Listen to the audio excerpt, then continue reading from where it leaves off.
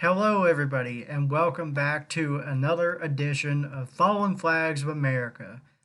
In today's episode, we will be covering the Southern Railway, which was one of the most famous and well known railroads in the Southeast U.S. It was created in 1893 from a merger of over 150 lines that went into form this one organized company. It ran from places such as Washington, D.C., Virginia, the Carolinas, Florida, Georgia, Tennessee, Kentucky, Missouri, Ohio, Illinois, and Indiana.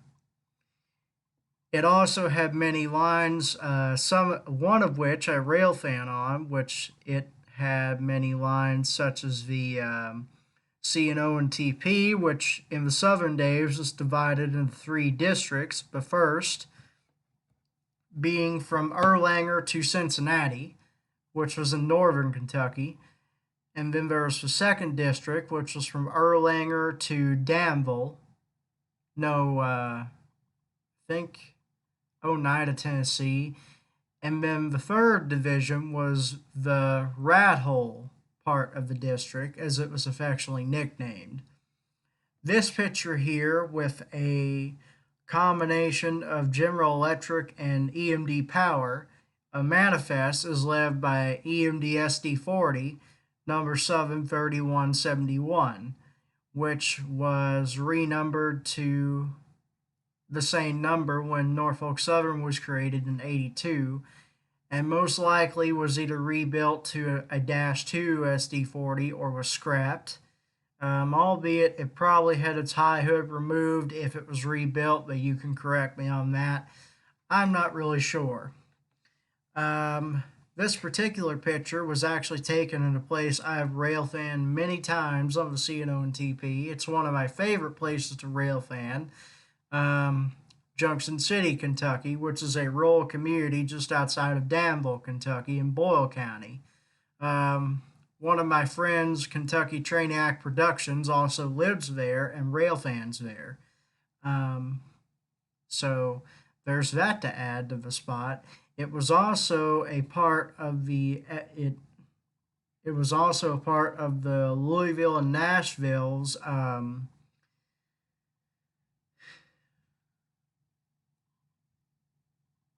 I'm trying to remember the name to it. It was a part of the Louisville Nashville Railroad's LaGrange line, LaGrange Junction line, which ran, I wanted to say it started at a place called LaGrange Junction. I can't really remember the exact line, but it was essentially a line where sometime in the seaboard era it was shut down to decrease traffic. It was also a place where there was a joint station, I think, between Southern and possibly the L&N, but it may have been a sole Southern station. Southern trains that were famous on the Southern system that ran through it were trains such as the Fast Mail 97, the Royal Palm, which made stops in Cincinnati and Danville, if I'm not mistaken. I'm not really familiar with Southern trains that well, but they had several that ran through Danville before it was shut down in the early 70s, as a passenger station anyway. One of the Southern's main yards formerly was in Danville, Kentucky. This yard is still used today, but if you look at it on Google Maps, if you've studied the railroads like I have, you will find that Danville is not anywhere near the size of what it used to be.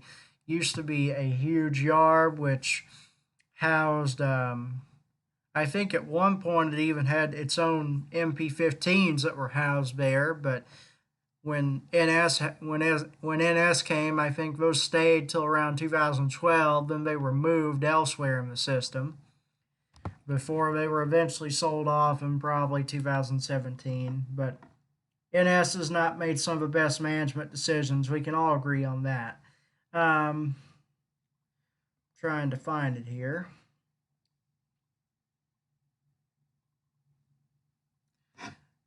But the Southern was mainly the source of power they used was primarily General Electric power. As a matter of fact, I think probably as even in the early '80s when Norfolk Southern was formed, they still had Jeep 30s and Jeep 35s running, which by then were so old they should have either been rebuilt or retired. uh,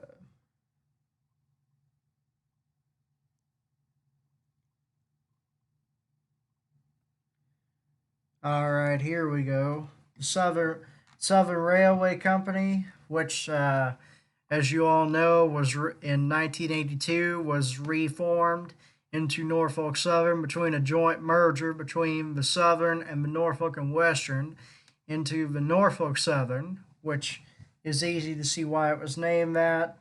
Norfolk Southern is one out of the 7 Class 1s to operate in America, being with the CSX Transportation Railroad, which which has trackage, I think, from Florida maybe to New York, but originally they would have had trackage into Indiana because you wouldn't have had Conrail yet. That wasn't brought into the picture till the late '90s. Um, Another thing about Southern is that Southern. Here's a fact. At the end of 1971, the Southern Railway operated over 6,000 miles of trackage under its system, not including some of its subsidiaries like the Alabama Great Southern or the AGS, which had 528 miles, the Central Georgia, which occupied 1,729 miles, the Savannah and Atlanta Railroad, which operated only 167 miles of trackage, the Cincinnati, New Orleans, and Texas Pacific Railroad, also known to local rail fans like myself as the C&O and TP, 415 miles on the system, the Georgia, Southern, and Florida Railroad, which was 454 miles, and that does not include and 12 other Class 2 subsidiaries that the Southern either owned or had under its banner. That year, the Southern itself reported a 26,111 million net tons of revenue freight and 110 million passenger miles on its system, which for a railroad in the '70s was a tremendous, tremendous good. I might have been wrong on that. I said the Southern operated trains until the early '70s. I actually just remembered that the Southern, when Amtrak was formed in 1971, I think it was '71. Um, they were one of the railroads to not give Amtrak the acquisition of passenger service. So what this meant for the Southern is that they ran passenger trains until they ran dead into the water and there wasn't any left to run. A little bit on the AGS, they reported 3,854 million net tons of revenue freight and 11 million passenger miles. Central Georgia, 3,595 and 17. Savannah, Atlanta, 140 miles of revenue freight and 0 on passenger. C&O and TP, 4,906 and 0.3 passenger miles. GS&F reported 1,431 miles revenue freight and 0.3 in revenue passenger. Let's see here. Passenger trains. So we get into the passenger train side of Southern. One of their very well-known trains, as you all know, was the Southern Crescent service. which was one of the hottest trains to run on the Southern system. Famed passenger trains include the Tennessean, the Crescent, Alkin Augusta Special, the Airline Bell, Asheville Special, Birmingham Special, Carolina Special, Old 97, which was a revenue mail train, the Florida Sunbeam, the Goldenrod, the Kansas City to Florida Special, the Land of the Sky Special, the Memphis Special, the New Yorker, the Peach Queen, the Pelican, the Piedmont Limited, the Ponce de Leon, the Queen and Crescent Limited, the Royal Palm, which that was another train that made stops in Danville, the Skyline Special, the Sunnyland, the Tennessean. Not all of these other ones that I'm going to list are operated by the Southern. The Nancy Hanks, which was operated by the C of G, and also the Man of War, which was another C of G train. Southern Railway participated in the operation of the city of Miami, which was a joint passenger train between the Southern Railway and the Seaboard Coastline Railroad until it was discontinued when Amtrak was formed in 1971. When Amtrak took over most intercity rail service in 71, Southern opted to not hand over passenger routes to Amtrak due to the fact it was a new organization, which what that meant is it was just formed and they didn't really trust them with their passenger service. However, it shared an operation of a flagship train, the New Orleans New York Southern Crescent with Amtrak. So part of the train was operated by Southern, the other part was Amtrak. Under the long-standing haulage agreement inherited from Penn Central and before that Pennsylvania, the Amtrak carried the train north of Washington. So what this meant is that the train ran on the Southern system until it reached Washington, D.C., where it was handed over to Amtrak Power. By the late 1970s, growing in revenue losses, equipment replacement expenses convinced the Southern it could not continue in the passenger business. By 1979, Southern was no longer running passenger trains and all were handed over to Amtrak by the end of 1979. Major rail yards. So one of the yards that you'll hear a lot about the Southern, if you're a rail fan on CNO and TP, is a place called DeButch Yard, which is located in Chattanooga. This is one of the biggest yards on the Southern system. It was originally known as Cityco Yard back in the Southern days. Major yards include and I'm going to list these under their original names. The Cityco Yard of Chattanooga, Tennessee, Inman Yard of Atlanta, Georgia, Spencer Yard of Spencer, North Carolina, Norris Yard of Birmingham, Alabama, Seaver Yard, I think is how you say that. I probably butchered that. My apologies if I butcher names to any of those who know these names and can pronounce them right. Of Knoxville, Tennessee, Seaver Yard, Brosnan Yard of Macon, Georgia, Sheffield Yard of Sheffield, Alabama, and Potomac Yard of Alexandria, Virginia.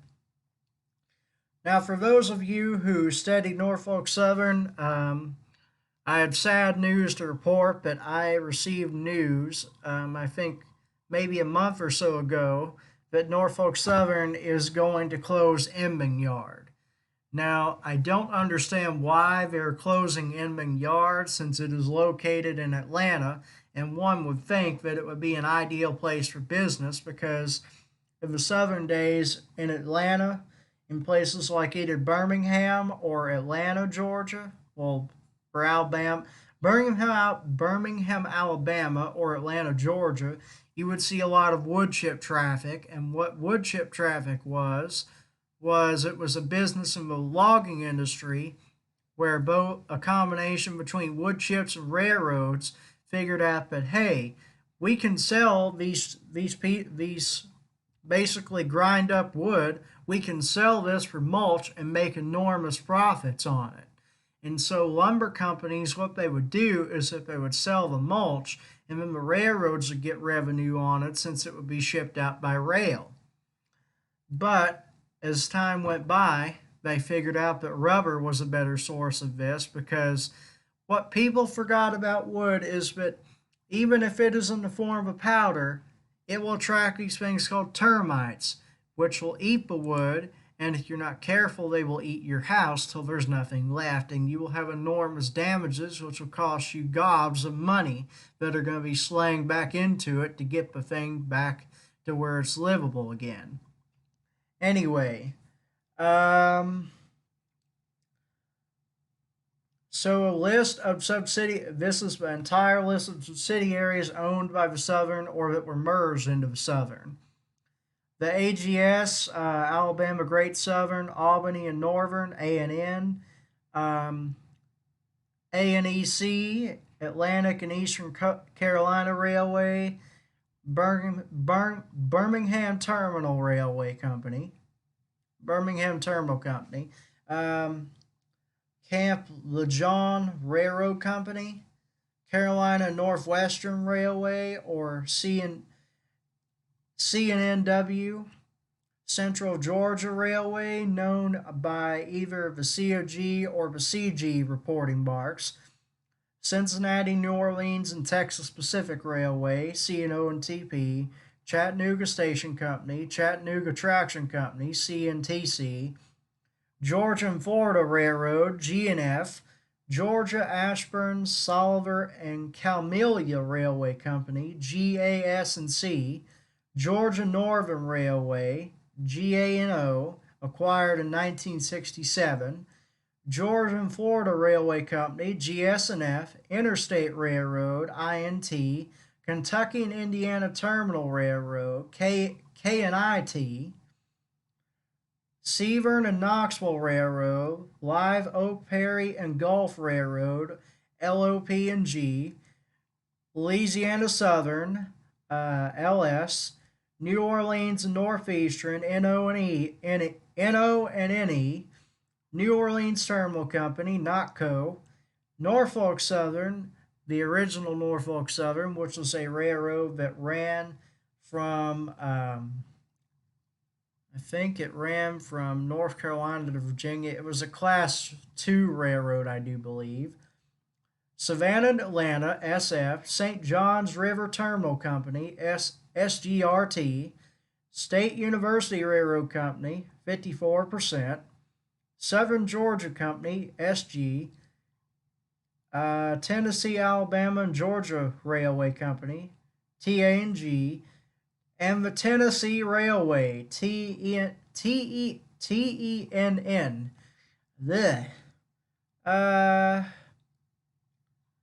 Let's see here. Is there anything left I can talk about with the Southern?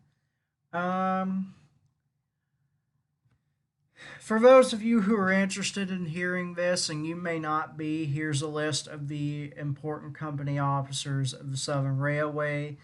Samuel Spencer from 1894 to 1906. William Finley, 1906 to 1913. Fairfax Harrison, that's a terrible name, Harrison, 1913 to 1937. Ernest E. Norris, 1937 to 1951. Harry A. D. Butts, 1951 to 1962. William D. Bozeman, 1962 to 1967. William Graham Claytor, Jr., 1967 to 1977. L. Stanley Crane, 1977 to 1980. And the final company officer, Harold A. Hall, 1980 to 1982. But yes, the Southern Railway actually had, and this is The Southern Railway ran a variety, and I mean a large variety, of power throughout the years. It was a primarily General Electric railroad, but not General Electric. It was a primarily EMD railroad, but some General Electric models could be found.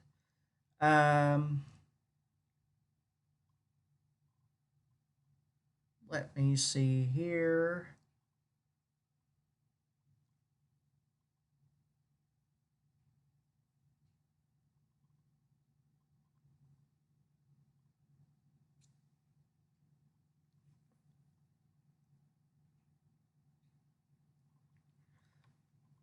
The Southern Railway was also a enormous user of Alco power.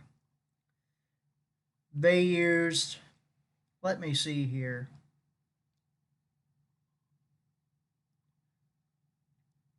They did use some Baldwin models, such as the VO660, which was a switcher.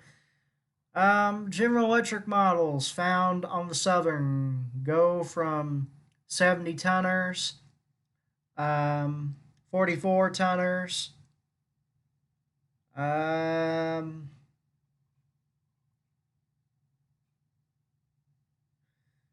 they had some more 70 tonners.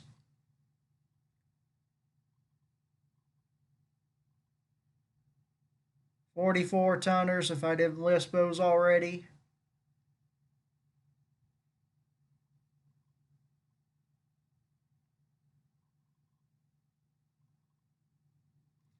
U-30Cs, B-30-7s, B-36-7s, U-23Bs, B-23-7s.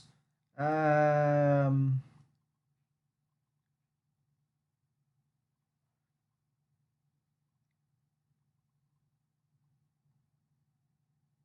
45 tonners.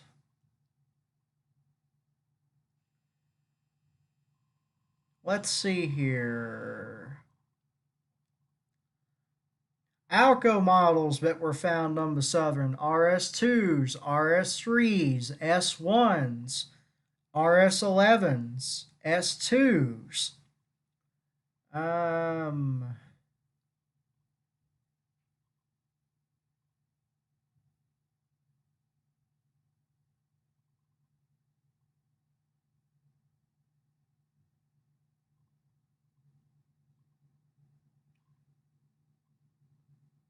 S12s, no way, well, yeah, those could be classified as an Alco if they were technically Baldwin BLWs, so that doesn't count.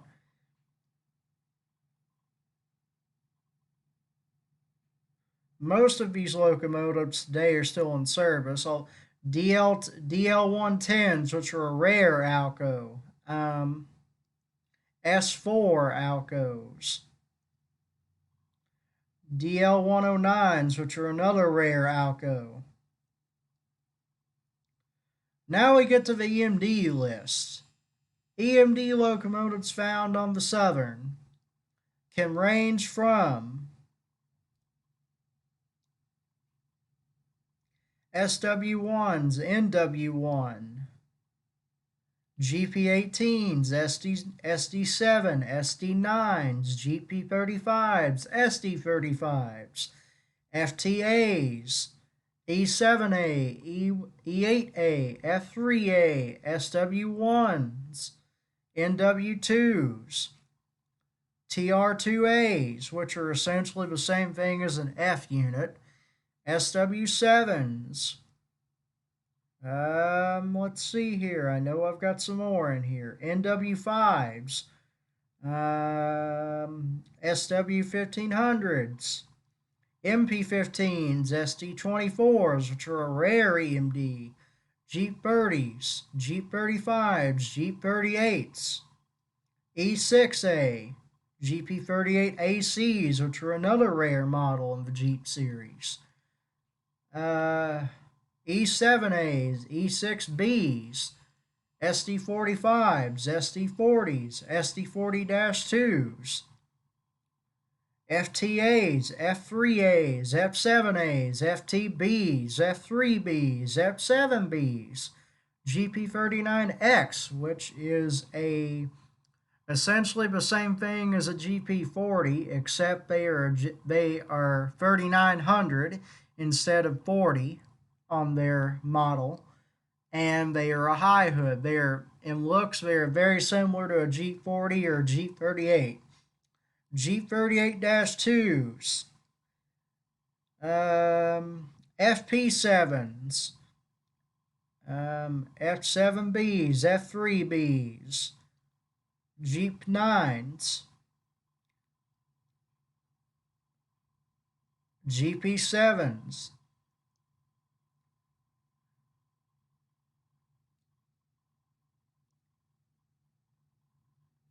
GP40X, and the GP50s.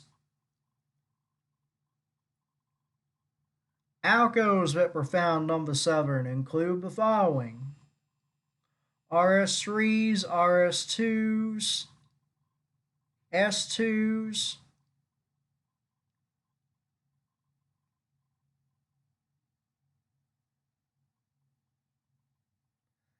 AS416s. No, that's a Baldwin, but still. Baldwins and Alcos that are found on the Southern include AS416s, VO660, S1s, RS3s, VO1000s, DS44 1000s, S12s, DL109s, DL110s. I'm looking for something I have not covered. I thought I may have seen PAs in here. I did, PA2s. And I did not, they only have 5 of those, so they were very rare. RS3s. But as far as I know, some of these railroads today were spared from the PSR torch by Norfolk Southern. Some railroads, in fact, did not meet the chopping block. For example, I think the tag is still in existence in some form or another. But anyway, I was going to tell you, but one of the lesser known lines of Southern was the Versailles District, which I live very close to. But the Versailles District was what is now a defunct short branch that ran from Lawrenceburg, Kentucky to Lexington, Kentucky, and it ran across 2 very neat trestles, one of which was I want to say it was a Cedar Creek trestle, which is a very secluded trestle that goes over a road back in the woods in Anderson County. And then there's another one that is located at Tyrone, Kentucky, which is located in Anderson County, Kentucky. And it is still in use, but for some reason, a company from California has bought it and made a tourist bungee jumping platform off of it. So it's still in use, but it's no longer used by railroads. It hasn't been since I think maybe the early 80s. I think as soon as Norfolk Southern inherited the property, they immediately abandoned the track, and over time it was forgotten. And recently, I've heard talk that the city of Lawrenceburg is actually looking to make a bicycle trail, or a rail trail as it's called, that goes across both those trestles. But so far, I've seen no work on such thing. And this is before Corona even happened, for those who are wondering. But anyway, for a little while, just a fun fact, there was a Jeep running around on T19, which is one of the locals that works the Louisville district where I live, well, where I'm from. He only runs, I think, on Tuesdays, Wednesdays, and Thursdays. He has like a really weird schedule. I'd have to ask my friend BMI Rail Corp about it. He's another guy that rail fans the Louisville district with me. But yeah, it was a shame when the Southern Railway was unfortunately acquired by the Norfolk Southern, and for those who remember it, it will always be missed. And I'll leave with showing you guys a few pictures that I have on here. So this picture was of a locomotive that I have a picture of actually in my office. Southern Railway 6913, which is one of the Southern's bicentennial E7s, I think. It may have been E8. It looks like an E8. But as we can see here, it's got the bicentennial placard here in the red, and it's in one of my favorite paint schemes on the Southern, the crescent green and white with the gold stripes down the side. I thought that was a very beautiful paint scheme. And it's got its gyro light. It appears to have its gyro light either removed, or it essentially is no longer a locomotive from the looks of this picture, where it has a low headlight but it's got the gyro light up top. I don't know if Southern used Mars or if they use gyro lights. I'd assume gyro lights. Here is another very famous picture, a very famous location on the C&O and TP. This is in Nemo, Tennessee. And Nemo, Tennessee is a part of the C&O and TP that sits in the Rat Hole part of the C&O and TP, sometimes called the Rat Hole District, even though it's not a district. But we can see here that with a train in tow, Southern Railway 3249 leads a train out of one of the Nemo tunnels. And I think there was two of these tunnels, and sometime in the 80s, tunnel number 2, which would have went off to the left over here, was abandoned. And I guess it was because of decreased traffic. I'm not for sure, but by the early 80s, then Norfolk Southern traffic, at least in some parts of the C&O and TP, was already in decline. Whoops, that's for another video. But anyways, guys, that's going to wrap it up for this edition of Fallen Flags of America. If you enjoyed this episode, please be sure to like, which is the thumbs up button down below. Be sure to hit that subscribe button